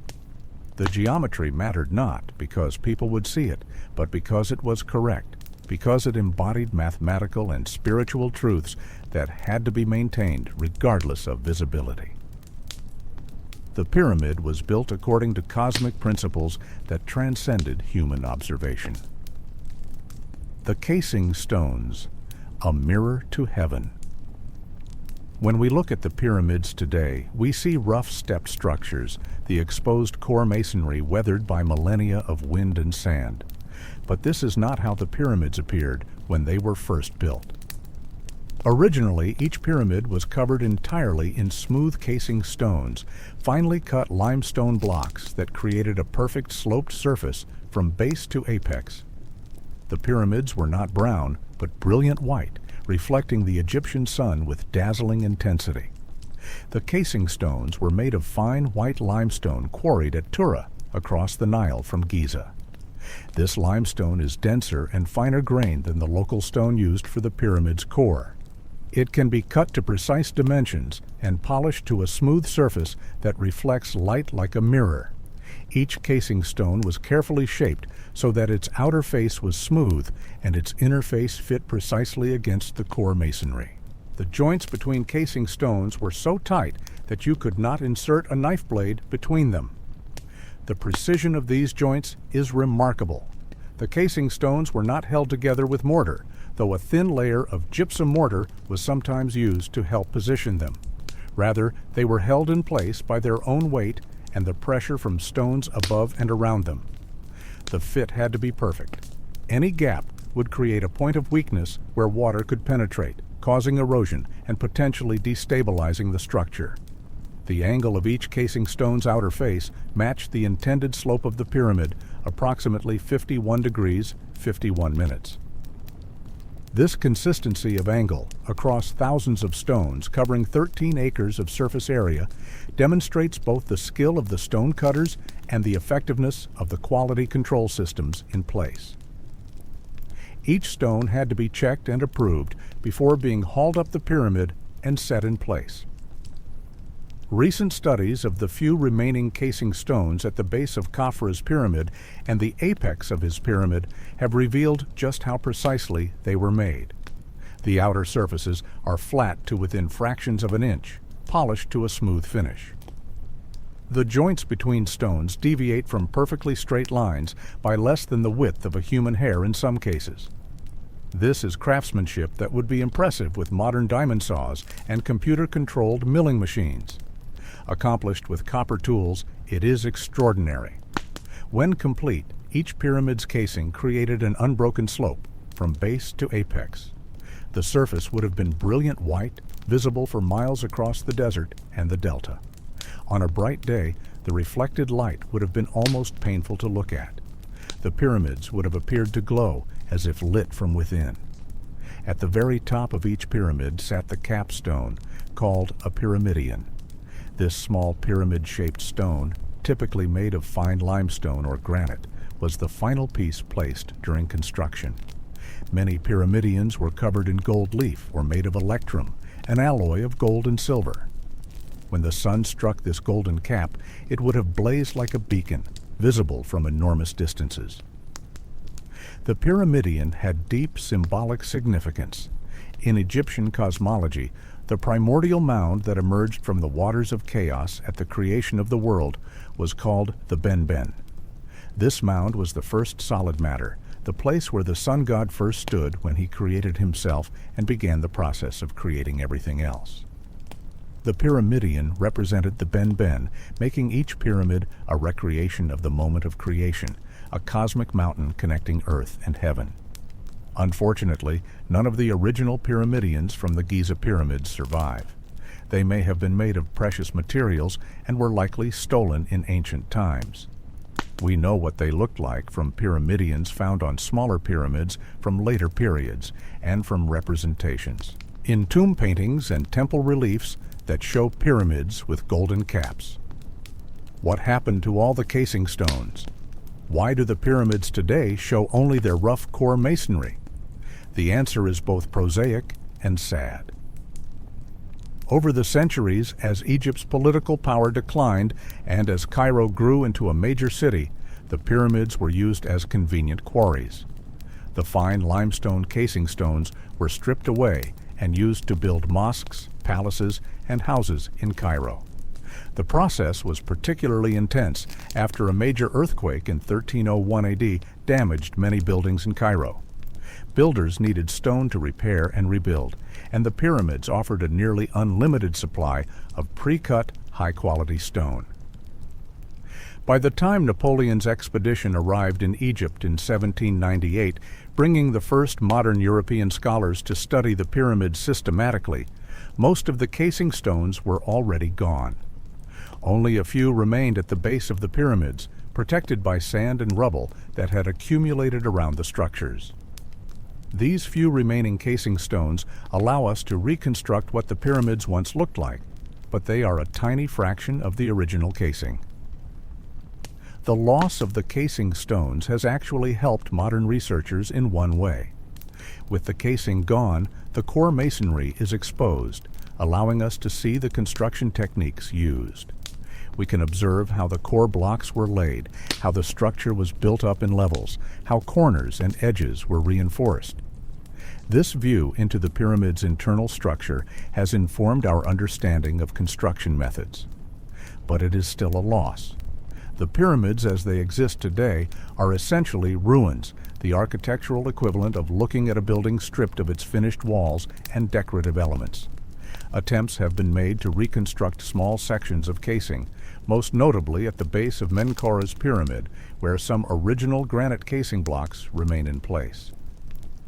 These reconstructions help visitors visualize the original appearance, but they can only hint at the full effect of a complete pyramid sheathed in brilliant white stone and topped with gold.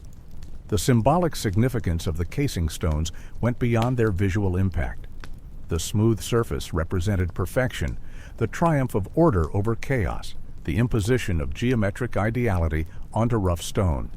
The whiteness symbolized purity and divine radiance. The reflection of light connected the pyramid to the sun, the source of all life and energy in Egyptian cosmology. Some researchers have proposed that the pyramids, when complete with their reflective casing, served as enormous solar reflectors, perhaps focusing or directing sunlight for ritual purposes. While this idea is speculative and difficult to prove or disprove, it speaks to the multifunctional nature of pyramid design. These structures served simultaneously as tombs, as temples, as astronomical instruments, and as symbols of cosmic order. The loss of the casing stones reminds us that what we see today is not what the ancient Egyptians saw. We must use imagination, informed by the few surviving examples and by ancient descriptions, to mentally reconstruct the pyramids in their full glory.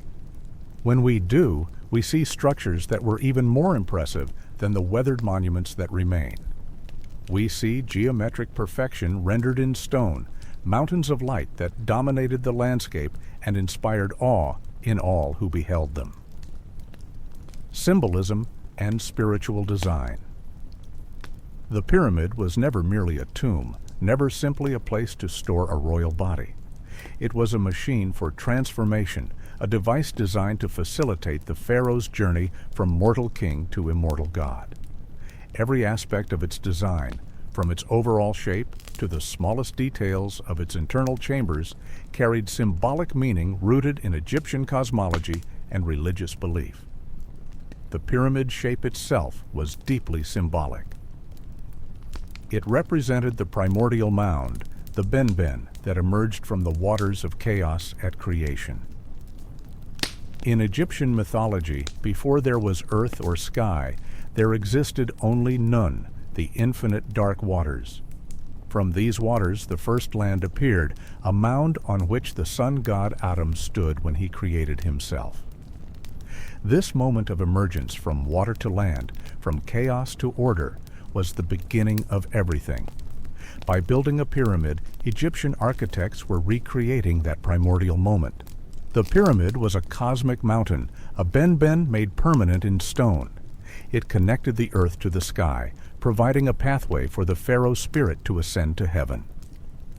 The smoothly sloped sides represented the rays of the sun streaming down to earth, or, viewed from another perspective, streaming up to heaven. The solar symbolism was paramount.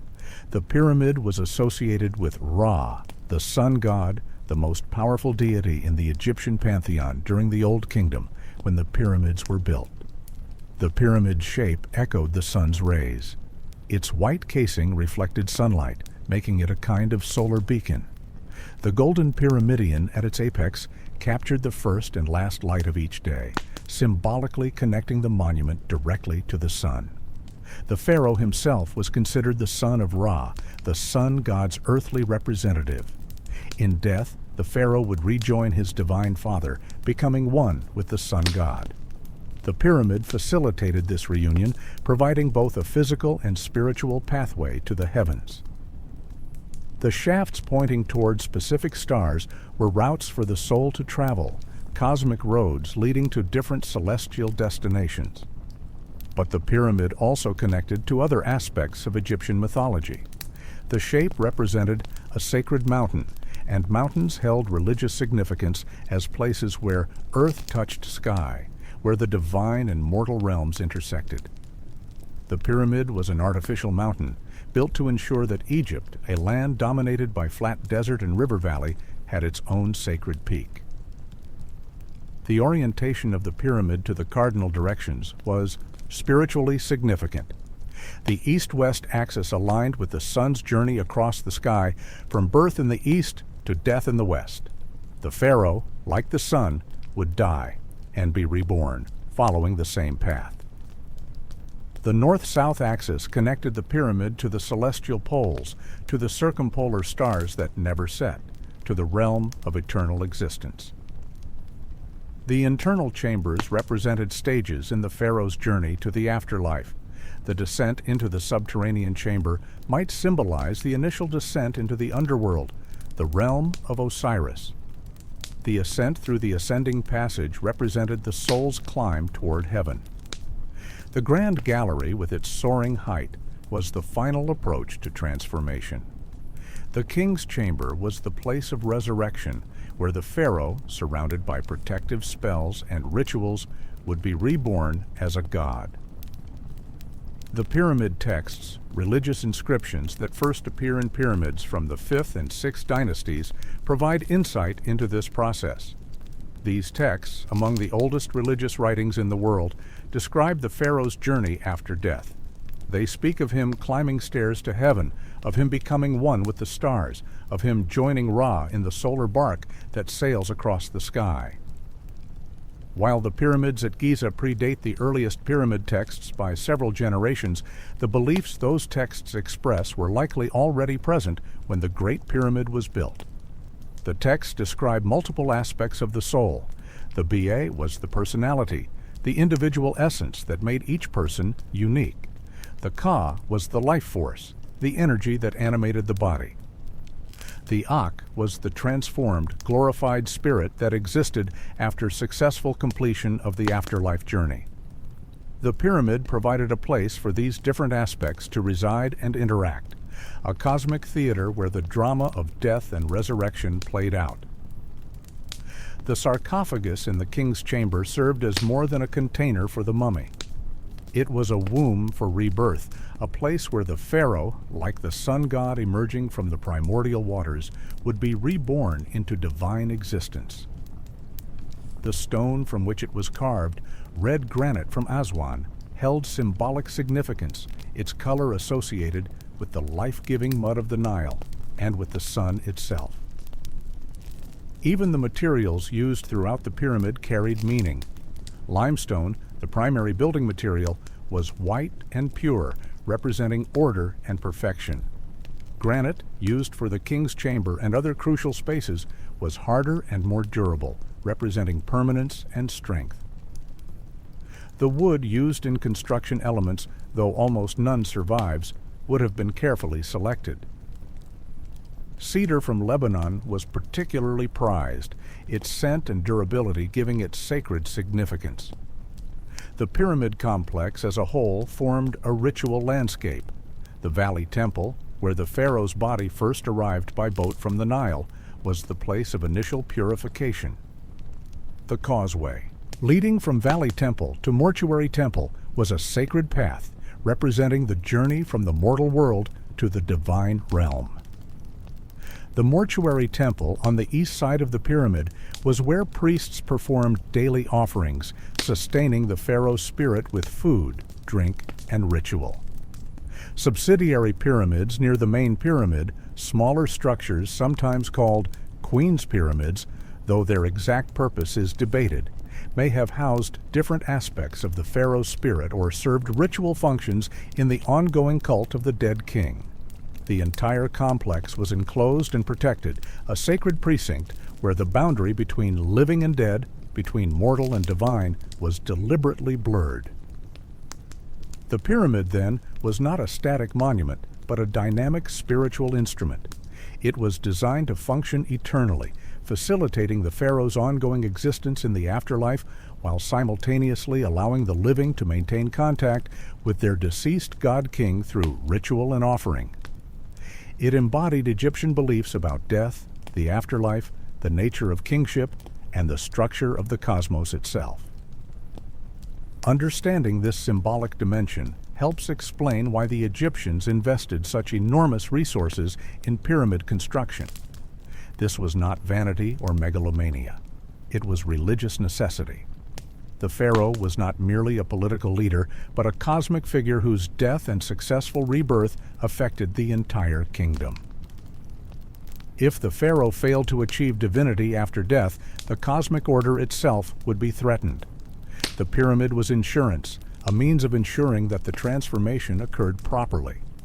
Modern visitors looking at the pyramids from a secular perspective may see only impressive engineering and historical interest. But to the ancient Egyptians, these structures pulsed with spiritual significance. They were not dead monuments, but living entities, forever performing their function of transforming kings into gods, maintaining the connection between earth and heaven, ensuring that order triumphed over chaos for all eternity. Engineering marvels. Advanced ancient technology. Beyond the obvious achievements of scale and precision, the pyramids demonstrate engineering sophistication that challenges our assumptions about ancient technological capabilities. The architects of these monuments understood principles of physics, material science, and structural engineering that would not be formally articulated until thousands of years later. Let us examine some of these advanced techniques and consider what they reveal about ancient Egyptian knowledge. Weight distribution is perhaps the most fundamental challenge in any large structure. Every building must channel the force of gravity safely to the ground. The pyramid's shape is inherently stable for this purpose. The broad base provides enormous support, and as the structure rises, each level has less weight to bear than the level below. The inward slope means that every stone presses both downward and inward, creating a self-bracing structure where each block helps secure its neighbors. But stability was not automatic. The ancient engineers had to ensure that the internal chambers would not compromise the structure's integrity.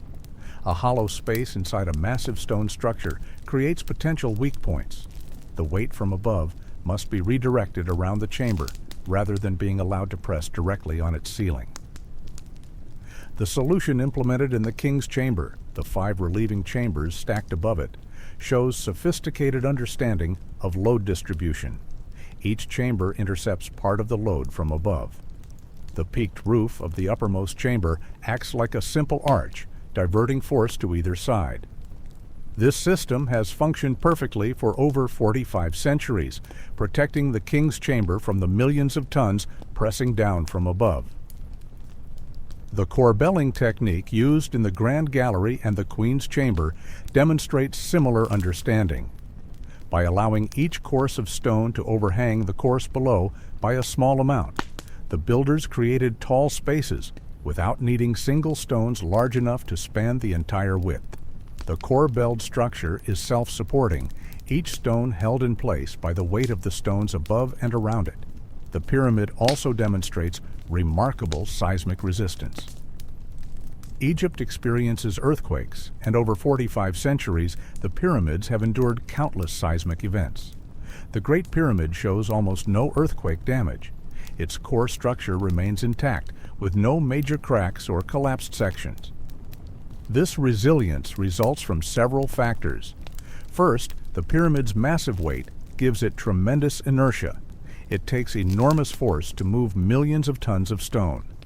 Second, the construction technique, with blocks laid in horizontal courses and slight inward slope of the core masonry, allows for small movements without catastrophic failure. The blocks can shift slightly during an earthquake, then resettle without the entire structure collapsing.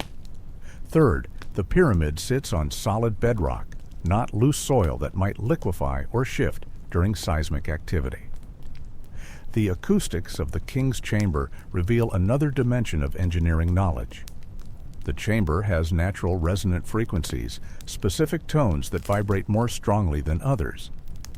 Whether this was intentional or accidental remains debated, but some researchers have experimented with sound in the chamber, noting unusual acoustic properties. Granite, the material of the chamber's walls and ceiling, has different acoustic properties than limestone, reflecting and absorbing sound differently. Could the ancient Egyptians have understood acoustics well enough to deliberately design the chamber's acoustic properties? We know they used music in religious rituals. We know they understood that different materials produced different sounds when struck. It is not impossible that they recognized resonant frequencies and incorporated them into the chamber's design, though proving this is difficult. The ventilation system, or what we now understand may have been star shafts with astronomical significance, also demonstrates engineering skill. These shafts, approximately 8 inches square, run hundreds of feet through the body of the pyramid at angles, maintaining their course and dimensions despite passing through many layers of stone. Keeping a narrow shaft straight over such distances through blocks that were placed over many months or years required careful planning and measurement. The precision of the stonework throughout the pyramid suggests advanced understanding of geometry and measurement. The ancient Egyptians used a measuring unit called the royal cubit, approximately 20.6 inches, subdivided into smaller units. They had tools for measuring length, for establishing right angles, for checking that surfaces were level or properly sloped. The accuracy they achieved suggests these tools were sophisticated and that the workers knew how to use them effectively. Some of the most impressive engineering can be seen in details that modern visitors never notice. The way corner blocks are interlocked for strength, the slight inward lean of the core masonry that adds stability, the careful placement of backing stones behind casing stones to distribute loads evenly. These are not obvious features, but they reveal deep understanding of structural engineering principles. The transportation and placement of the massive granite beams in the King's Chamber ceiling remains one of the great engineering puzzles. Each beam weighs approximately 50 tons. They had to be transported from Aswan, 500 miles away, then lifted hundreds of feet inside the pyramid, maneuvered through relatively narrow passages, and placed with precision. The logistics alone are staggering. The engineering required to accomplish this without modern machinery demonstrates remarkable problem-solving ability. Some researchers have proposed that the ancient Egyptians understood principles of leverage and mechanical advantage in sophisticated ways. Simple machines like levers, inclined planes, and wedges can multiply force, allowing small inputs of effort to move heavy objects. The Egyptians certainly used these tools. What remains unclear is the full extent of their understanding of the mechanical principles involved. There are also indications that the Egyptians understood material properties in advanced ways. They knew which types of stone were suitable for which purposes. Limestone for most construction, granite for spaces requiring durability or holding special significance, finer limestone for casing stones. They understood how stone behaves under compression, how it cracks and fractures, how to work with its natural properties rather than against them. The use of wooden tools and supports in construction also shows engineering knowledge.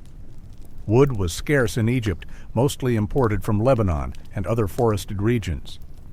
The wooden elements used in pyramid construction, sledges, levers, scaffolding, were carefully designed to maximize strength while minimizing the amount of wood needed.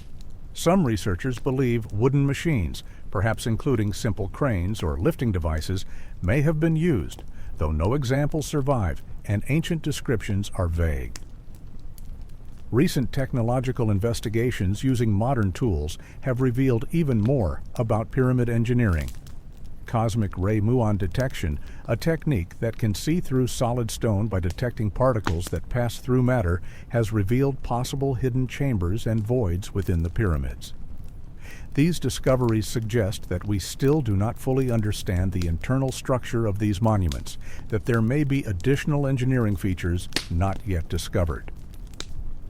The engineering sophistication of the pyramids reminds us that ancient peoples were not primitive or ignorant.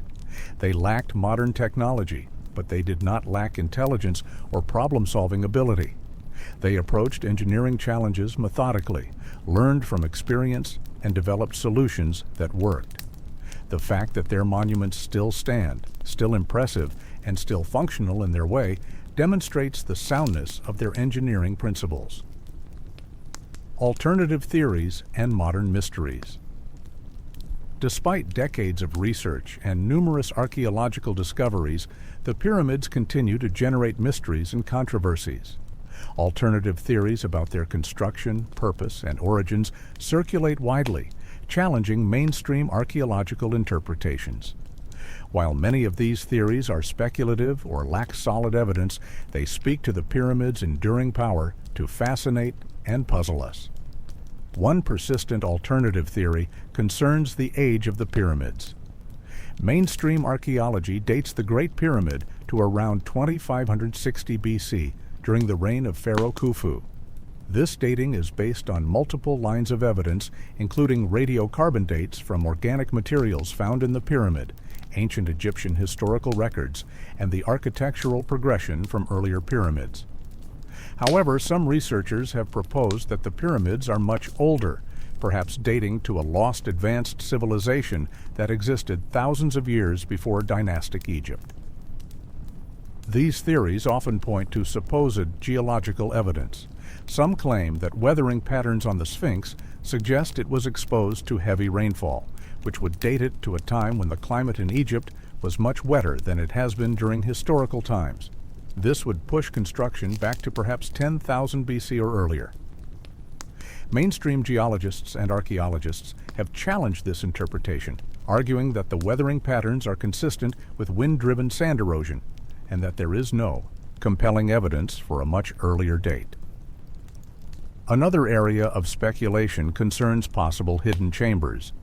The discovery in 2017 of a large void above the Grand Gallery, detected using cosmic ray muon technology, renewed interest in what might be concealed within the pyramid. This void, approximately 100 feet long with a cross-section similar to the Grand Gallery, could be a hidden chamber, a structural feature, or a space left over from construction technique. Without invasive exploration, which Egyptian authorities are understandably reluctant to allow, its purpose remains unknown. Some researchers have proposed extensive underground complexes beneath the Giza Plateau, networks of tunnels and chambers connecting the pyramids to each other and to other structures. While there are some known underground passages and chambers, extensive networks remain unproven. Ground-penetrating radar and other non-invasive techniques have been used, revealing some interesting features, but nothing that definitively proves large hidden structures. The purpose of the pyramids beyond tombs is another area of alternative speculation. Some theories propose that the pyramids were power plants, generating or focusing energy through their shape and position. These theories often invoke concepts like pyramid power, the alleged ability of pyramid shapes to preserve food, sharpen razor blades, or produce other effects. Rigorous scientific testing has consistently failed to demonstrate these effects under controlled conditions. Related theories suggest the pyramids were part of a global power grid connected to similar structures around the world through Earth energy lines, sometimes called ley lines. Proponents point to pyramidal structures in other cultures, from the ziggurats of Mesopotamia to the pyramids of Central America, as evidence of a worldwide network.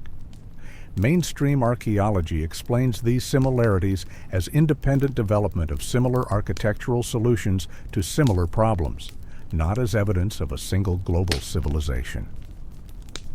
The precision of the pyramids has led to theories about ancient Egyptian access to lost technologies or even alien assistance. The accuracy of alignment, the tightness of joints, the transportation of massive stones, these achievements seem impossible to some without modern technology. Therefore, the reasoning goes, the ancient Egyptians must have had advanced technology that was later lost, or they received help from extraterrestrial visitors. Archaeologists and engineers push back against this reasoning. While the pyramids represent impressive achievements, nothing about them requires technology beyond what we know the ancient Egyptians possessed.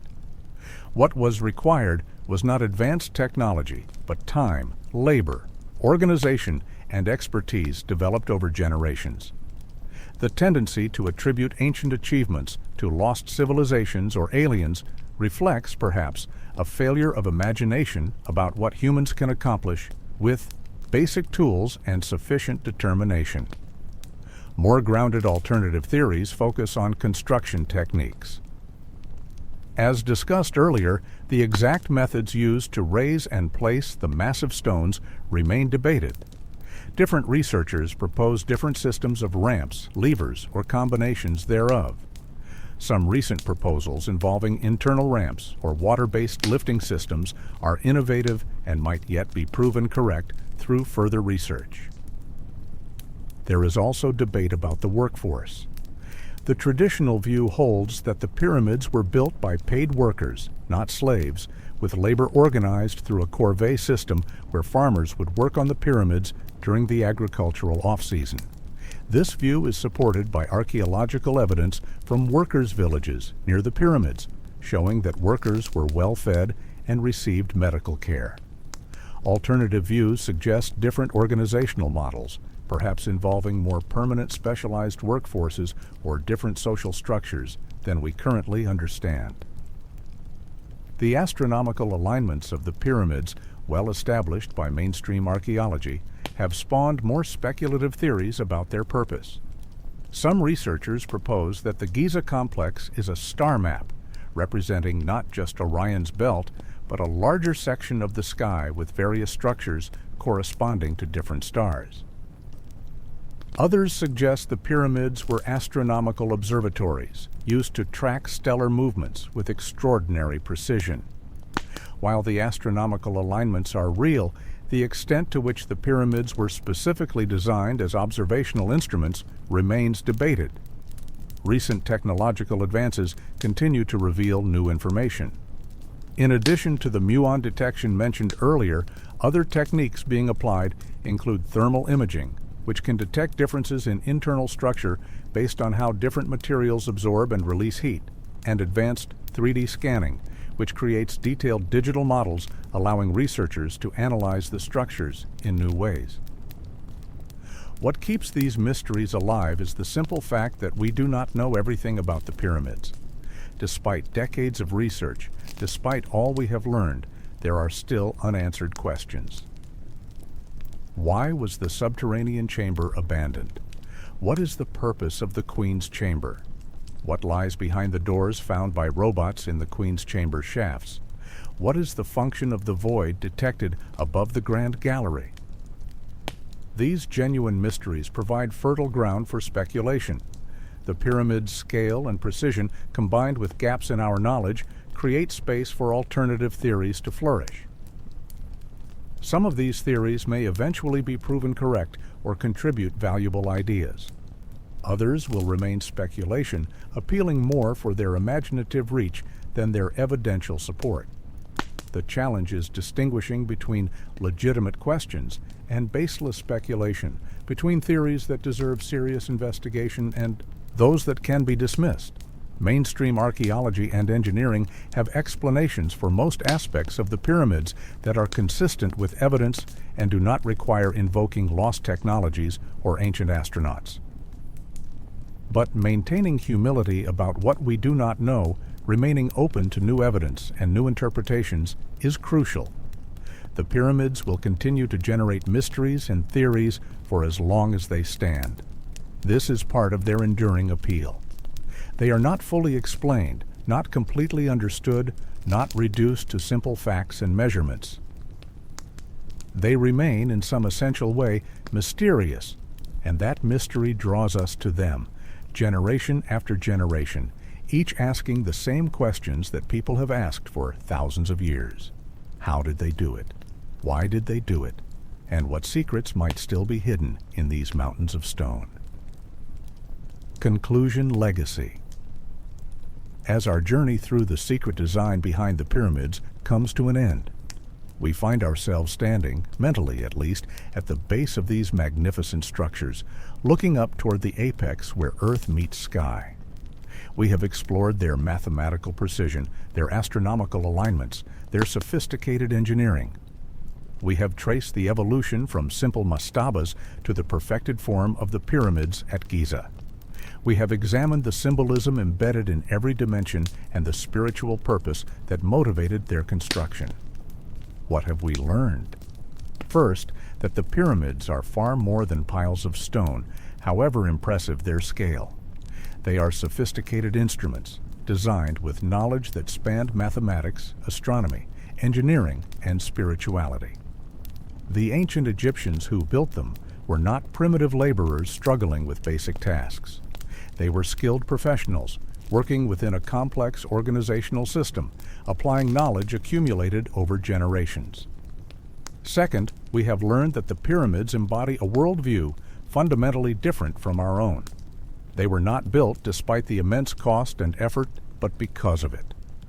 The Egyptian concept of the afterlife, the belief in the pharaoh's divine nature and cosmic role, made these monuments not luxuries, but necessities. Understanding the pyramids requires understanding this different way of viewing the world, one where physical and spiritual realities intertwined, where mathematics and magic were not opposed, but complementary. Third, we recognize that despite all we have learned, mysteries remain. The exact construction methods, the purpose of some internal features, possible hidden chambers, these questions persist.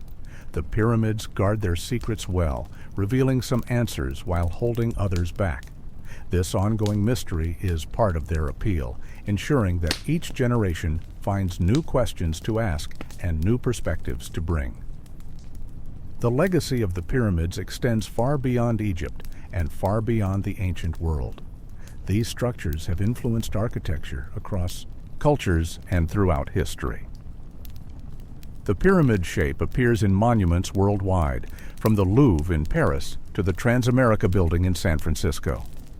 The concept of monumental architecture, of buildings that serve symbolic and spiritual purposes beyond mere utility, owes much to the example the Egyptians set. The pyramids also remind us of what humans can achieve when we commit fully to a vision. The organizational capacity required to build these monuments, the willingness to invest resources over decades in pursuit of a single goal, the skill in execution that ensured these structures would last millennia, these represent humanity at its most capable. The pyramids stand as proof that we can conceive the seemingly impossible and make it real. In our modern world, dominated by efficiency and short-term thinking, the pyramids offer a different model. They were not built quickly or cheaply. They were built to last forever, with every detail carefully considered. This long-term perspective, this commitment to quality and permanence, has lessons for us today as we consider what we want to leave for future generations. The pyramids also demonstrate the value of accumulated knowledge. The architects of the Great Pyramid did not invent pyramid building. They inherited decades of experience from predecessors who had experimented, failed, learned, and refined techniques. Each generation built on what came before, improving methods and understanding. This is how human knowledge advances, through patient accumulation across generations. Today, the pyramids face new challenges. Tourism brings millions of visitors each year, generating revenue but also causing wear and tear on fragile ancient structures. Climate change, with its potential for more extreme weather patterns, poses risks. Urban expansion around Cairo threatens to encroach on archaeological sites. Preserving these monuments for future generations requires constant vigilance and resources. International cooperation in preservation efforts reflects the pyramid's status as World Heritage, belonging not just to Egypt, but to all humanity. These structures represent a shared human achievement, a testament to what our species accomplished in its youth. Their preservation is a responsibility we all share.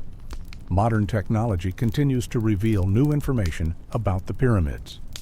Non-invasive scanning techniques, advanced materials analysis, computer modeling of construction methods all contribute to our understanding. Each generation of scholars approaches the pyramids with new tools and new questions, ensuring that our knowledge continues to grow. The secret design behind the pyramids, then, is not a single secret, but multiple layers of knowledge and meaning. Mathematical constants encoded in stone, astronomical alignments connecting Earth to sky, engineering principles that ensured stability across millennia, spiritual symbolism that made these structures machines for transformation. All of these, and more combined to create monuments that remain after 45 centuries among humanity's most impressive achievements. As you drift off to sleep tonight, perhaps with images of limestone and starlight floating through your consciousness, remember that the pyramids still stand. They have outlasted the civilization that built them, outlasted dozens of empires that rose and fell across the Mediterranean and Middle East, outlasted everything except the desert and the stars. They endure as testaments to human ambition, skill, and vision. The ancient architects who designed these structures could not have imagined the world we live in today. They could not have foreseen that their monuments would be studied by people from around the globe, analyzed with technologies that would seem like magic, visited by millions who travel from distant lands to stand in their shadows. But they built for eternity, and eternity has proven them right. Thank you for joining me on this exploration of the secret design behind Egyptian pyramids. If you found this journey through ancient knowledge and modern understanding valuable, please consider leaving a like and subscribing to the channel. There are many more mysteries from the ancient world waiting to be explored, and I look forward to sharing them with you in future videos. Until next time, sleep well. May your dreams be filled with geometric perfection and cosmic alignments. And may you wake tomorrow with a renewed appreciation for what humans can achieve when we reach for the stars. Good night.